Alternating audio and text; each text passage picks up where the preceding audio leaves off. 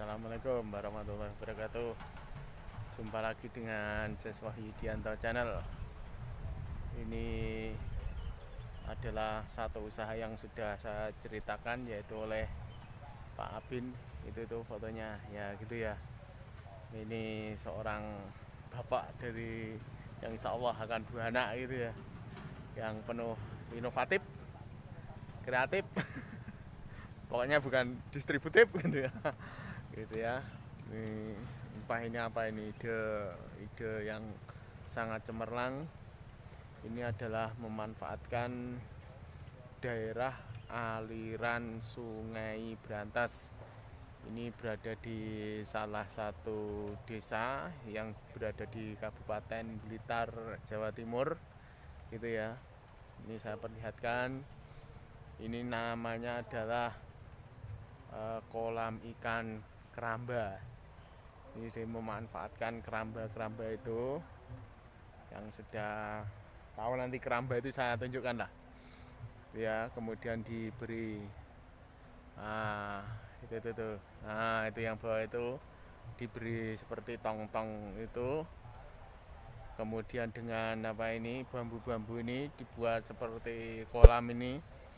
Ini ide yang sangat luar biasa lah bagi saya, bagi kita semua. Jadi ini saudara Pak Abin ini memang kreatif gitu ya.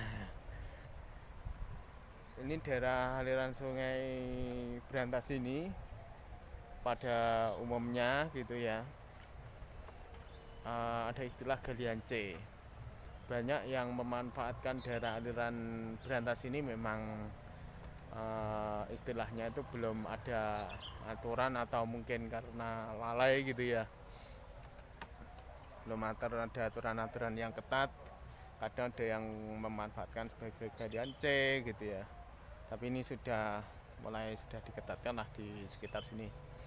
Sudah memanfaatkan galian C, ada yang tanah pasirnya gitu ya. Jadi sekarang sudah tidak diperbolehkan. Ini adalah ide kreatif untuk membantu perekonomian di sekitar gitu ya. Ini keramba. Ini nanti ikannya jenisnya apa saja nanti kita tanyakan pada pemiliknya. Dia tuh, beliaunya masih ngurusi itu, katanya ini tadi kolam ikannya ada yang jebol. Oke, dari Anda penasaran, saya ketimbang banyak ngomong, ini coba saya tunjukkan apa-apa saja yang ada di kolam keramba ini. Oke.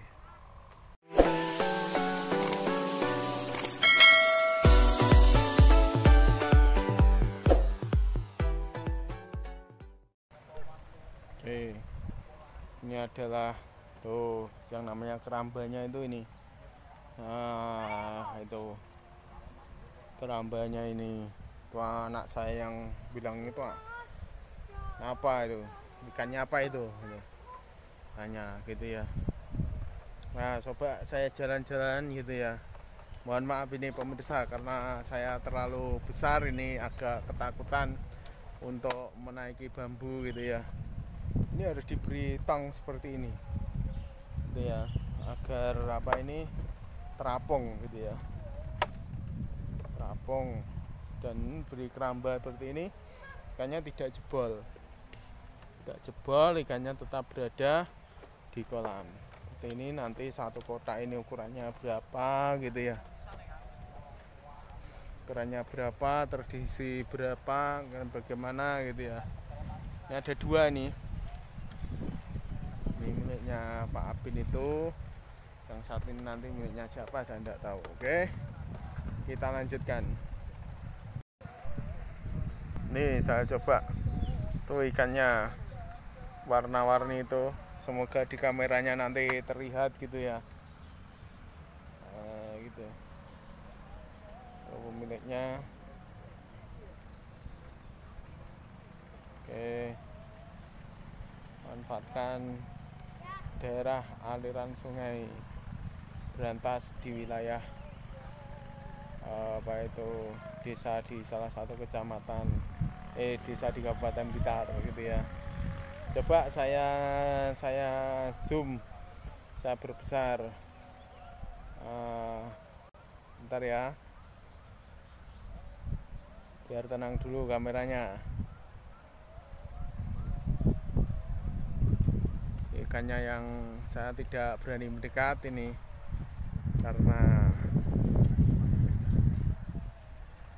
karena saya takut apa itu, wah tidak terlihat. Mohon maaf ya pemirsa, ini tidak bisa terlihat ikannya yang warna-warni. Jangan lupa like, share, dan subscribe Siswa Yudianto Channel. Menurut saya usaha saudara Bapak Roy Sabin ini sangat bagus, idenya sangat brilian. Dia mampu memanfaatkan bekas galian C yang seakan-akan ini memang lahan yang sangat sulit untuk ditanami, karena ini sudah digali sedemikian dalamnya. Kemudian di situ juga banyak bebatuan. Kalaupun toh ini ditanami juga sangat sulit. Ide ini bagus gitu ya. Kemudian kalaupun itu ditanami semisal pepohonan yang tahunan yang masanya itu lama, itu kan menghasilkan uangnya juga cukup lama, perlu waktu katakanlah berkisar 8 atau 10 tahun gitu ya, sehingga pohon itu bisa dipanen. Ini memerlukan waktu yang sangat lama. Tetapi dengan ide ini, air yang sudah berkecukupan mengalir dari Sungai Brantas sehingga menggenang di situ ya. Tetapi ide yang perlu diacungi jempol, perlu diapresiasi adalah cara membuat kolamnya ini gitu ya. Selama ini pemikiran kita kolam itu adalah mungkin perlu ada pembatasnya gitu ya, ada cornya, kemudian dibuat batu bata gitu yang tertata, atau mungkin dari tanah kemudian ada terpalnya, kemudian di kotak-kotak seperti itu. Ini adalah pengalaman kita gitu kan ya. Pengalaman ini ternyata membelenggu pikiran kita sehingga kita tidak bisa berpikir inovatif dan kreatif gitu ya. Inilah yang yang dipikirkan oleh Bapak Roy Sabin dan kawan-kawan. Kalau sekarang kita bisa menyebutnya ini adalah pemikiran yang out of the book, the box ya, yang berpikir dari kebiasaan gitu ya. Ini yang harus pemikiran-pemikiran seperti ini yang harus dilatih gitu ya. Nah, yang usaha ini akan mampu kalau ini telaten gitu ya, rajin kan ikan itu kan sudah habitatnya di air, kemudian dia bisa hidup seakan-akan di alam bebas gitu ya. Insya Allah itu nanti akan lebih baik hasil panenannya, insya Allah seperti itu. Tapi yang patut kita apresiasi adalah dia menghidupkan hal-hal yang mati. Maksud saya, tanah itu dalam pemikiran orang sehari-hari tidak mungkin ditanami, sulit ditanami. Kemudian kalaupun toh menanami itu perlu tenaga yang ekstra gitu ya. Inilah seakan-akan tanah itu mati, biarkan saja toh uangnya kita sudah menerima dari hasil penggalian. Tapi ini lebih dikreasikan oleh Bapak Roy Sabin sehingga mampu menghasilkan uang. Oke, terima kasih Pak Bin, jumpa lagi. Mohon maaf ini ngobrak-ngabrik usaha sampean. Ini tanya ya, saya tanya Pak. Ini jelas butuh bambu, butuh yang namanya itu tadi yang keramba jaring itu. Kemudian apa itu? Pengapungnya drum itu. Pengapungnya drum gitu ya. Bambunya banyak sekali. Ini ukurannya berapa, Pak? Ukurannya rata-rata semua itu 5,5 kali 8 itu Pak Sis. 5,5 kali 8. Terus ini diisi ikan apa tadi Pak ini Pak?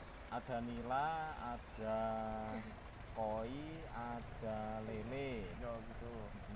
Terus yang warna-warni itu koi ya pastinya. Oke. Yang kalau ini satu tadi berapa? 5,5 kali?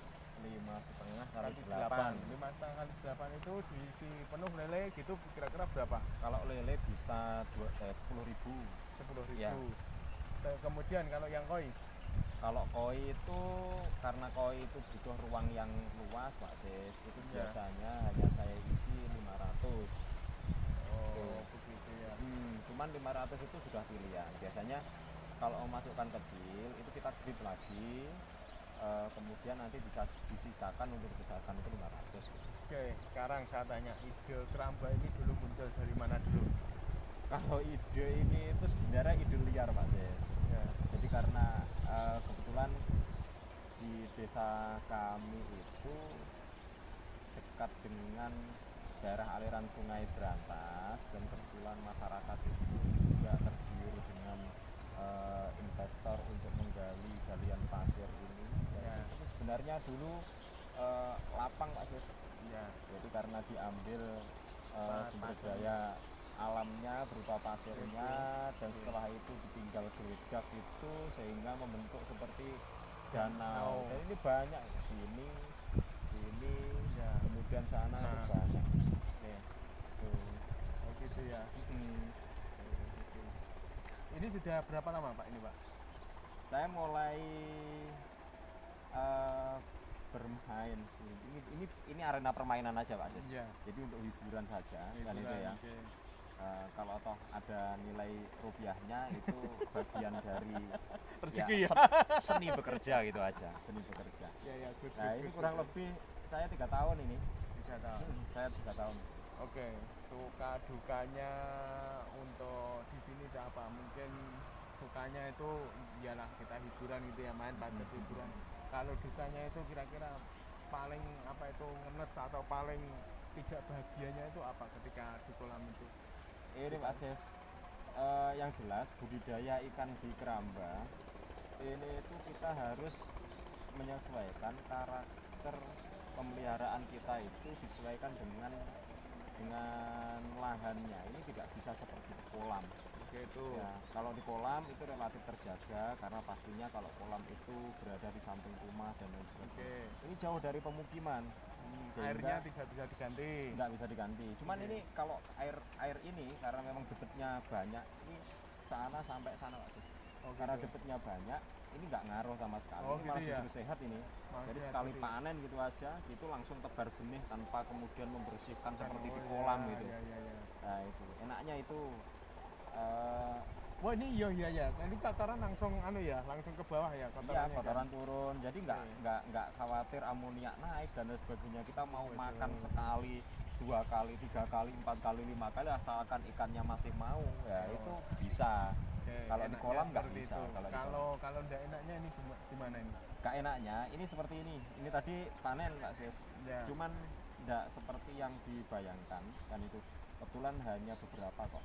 Terutama yang pinggir-pinggir. Ini terus pojok selatan. Ya, ini yang pojok selatan.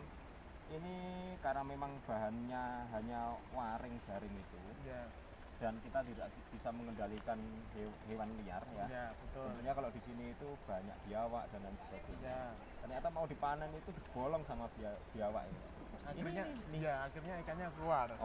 Ikan keluar di sini, tapi nggak apa-apa, ikan keluar nanti dimanfaatkan oleh teman-teman kita juga. Ya, yang mancing di sana. Ya, ada komunitas. Itu katakanlah sebagai sodakoh gitu Pak ya. Iya, itu sodakoh bumi aja kan itu. Artinya mereka juga kita simbiosis mutualis dengan pemancing kan itu. Pemancing sendiri itu ibarat juga seperti partner kita di sini. Dia selalu memberikan informasi kalau ada orang asing, termasuk mungkin sampean tadi kalau ke sini ya itu sudah ada pemberitahuan dari pemancing yang di sana. Gitu. Pemancing di sana bahwa ada orang orang gitu yang ya. tidak dikenal. Berarti dari segi keamanan sini sangat aman Pak ya. Awalnya memang saya ini Pak Sis ada bayangan ketidakamanan karena jujur ini pioner, saya memberanikan diri. Awalnya memang ya itu tadi hanya sekedar hobi kan itu. Ya, jauh dari rumah Pak ya ini. Jaraknya 2 sekitar kilo. 2 kilo. Oh iya. 2 kilo dari rumah. Tadi sekitar situ saya 2 kilo dari rumah dan saya juga tidak bisa memantau setiap mengontrol, hari. apalagi malam hari gitu Nggak sampai ke mungkin, sini. nggak mungkin. Ini kan dekat itu loh Sungai. pemirsa saya ini dekat sungai. Dan itu Sungai Kali Berantas, pasti ke sini tuh dingin gitu ya. Oke, gitu kalau malam dingin kan, kalau malam kan enak bersama istri gitu aja. Gitu ya, pasti ini kalau pengen semisal pengen menyiduk gitu aja ya sip ya. Gitu ya. Itu kan ya Pak Abin ya. Iya. Ya, kalau malam orang pengen apa itu berbuat jahat, memanen ikannya. Cuman sampai hari ini belum. Ya mudah-mudahan enggak lah, mudah-mudahan enggak. Belum karena ya itu tadi. Ini setiap panen gitu ya. Itu nanti yang tidak masuk dijual itu saya lepas di luar untuk untuk pemancing-mancing. Ya. Apa yang saya dapat itu diantaranya informasi itu. Karena pemancing itu 24 jam. Terlihat dari sini itu apa itu yang panen sampai tadi koi ya. Koi besar sekali itu. Sampai laku berapa itu Pak? Misal seperti itu. Pengen tahu harga koi saja. Kalau koi itu relatif Pak Sis. Oh gitu ya. Iya, karena jujur koi itu nggak ada pasar bakunya karena gitu. Langsung ke penghobi. Tinggal iya. bagaimana kemudian kita membentuk dan menawarkan dan dirasa oleh penghobi itu terjangkau, pasti terbeli lah itu. Jadi nggak bisa dipatok. Beda dengan nila sama lele. Kalau nila, lele itu ada standar harga. Salut pada Anda karena sudah memanfaatkan daerah aliran sungai yang biasanya dibuat untuk apa ini kepentingan sesaat, katakanlah seperti itu. Iya. Ada yang memanfaatkan bagian pasirnya, memanfaatkan tanahnya untuk dijual secara apa itu ya, cara masif gitulah. Iya gitu. Tapi ini ada ide kreatif seperti ini. Selamat sukses pada Anda. Terima gitu, kasih atas kunjungannya. gitu ya. Lain waktu sambang lagi. Ya, semoga nanti ada yang meniru ide-ide kreatif ini. Saya mengharap, ya. saya mengharap khususnya malah justru masyarakat sekitar sini. Oke, semoga ini juga bisa ditiru oleh daerah-daerah aliran sungai yang lain gitu ya.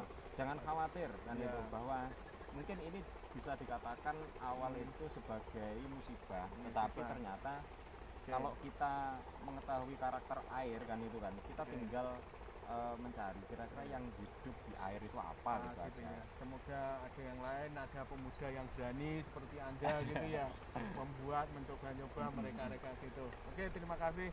Selamat sukses sekali lagi Pak Abin. Wassalamualaikum warahmatullahi wabarakatuh pemirsa.